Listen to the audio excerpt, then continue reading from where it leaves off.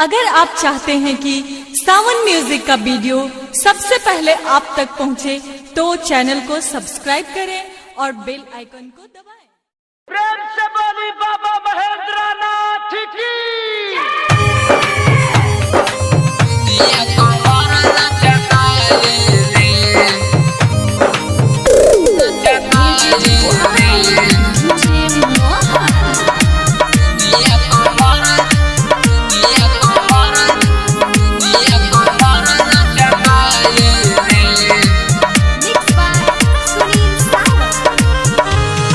सावन में रोज आवेले जेनिया कमर लचकावेले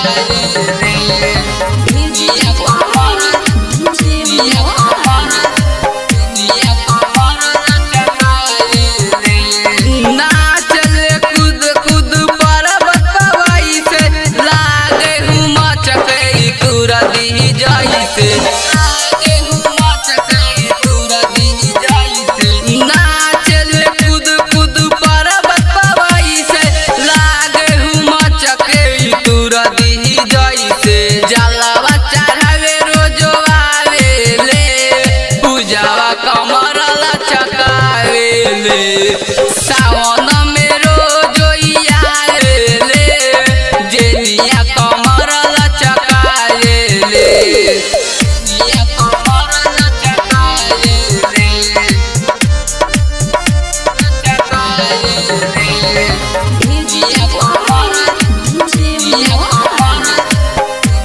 कमर लचकावेले पहला के संगे ई जलवा चढ़ावे उनके ई संगे डाकब मजाए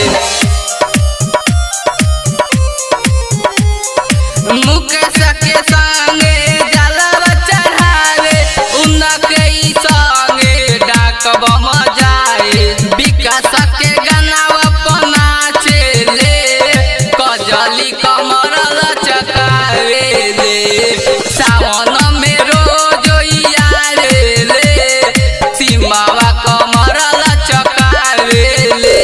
डिजिटल रिकॉर्डिंग स्टूडियो छापवा।